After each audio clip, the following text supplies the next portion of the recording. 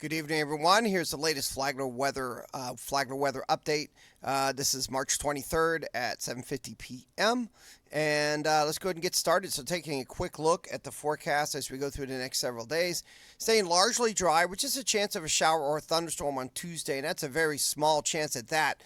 Temperatures peaking generally in the 80s to 70s. And again, this is a typo here. We're not expecting 89 degrees. Wednesday will probably be about 80 degrees and 75 degrees on Thursday. Now, looking at the wildfire risk, we do have 4 contained wildfires in Flagler County, and we have a fifth one just over the county line up there by US 1 and 95.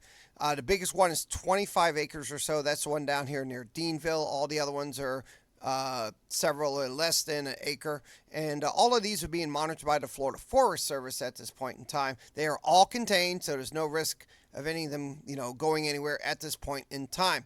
But we'll be continuing to monitor this as we go through the wildfire season. So, reminder, you can get warned by signing up for Alert Flagler, flaglercounty.gov/Alert Flagler. It is totally free to sign up for, and it will call you when a weather warning or any other threatening situation is in place for your area. So, taking a look at the overview now, and we do have high pressure system that's been our main weather feature the last several days. That is sliding off to the east. Cold front's going to slowly make its way through here Tuesday and another weaker one on Wednesday, and then high pressure then build in for the rest of the week. Overall, that brings us a settled pattern largely, with the one exception.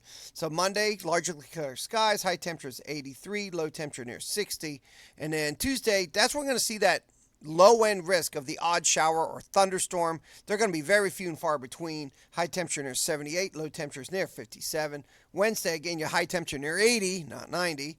Largely clear, maybe a few patchy bits of cloud out there. Low temperatures near 60 at night. Remember, though, at the ocean, it will be cooler during the daytime at the beaches and warmer inland, and at night, cooler inland and warmer at the beaches. Thursday, and even going into Friday, going into Saturday, look for generally fair and dry conditions to continue. Highs 75 to 80, lows near 60. Looking at the longer range, we have generally above normal temperatures expected as we go through April 2nd, and maybe above normal precipitation. That would be nice if that materializes.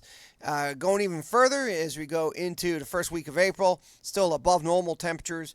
Average precipitation expected, and in even longer long range, which takes us into the middle part of April, above normal temperatures and sadly below normal precipitation. And I am not liking the looks of that right now, and that brings us to our fire danger, and this is why I'm not liking the looks of low precipitation.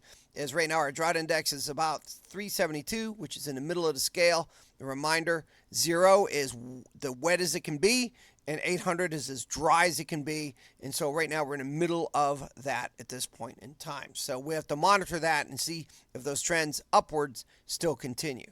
So generally, you can see here by the brighter colors that we are starting to see much more drying immediately to our south.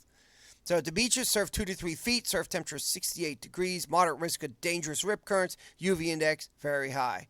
Anyways, that's going to wrap it up. Again, you can follow our social media on Facebook, TikTok, Instagram, Twitter, and of course, latest updates always at weather.gov/shacks. Everybody out there, have a great evening.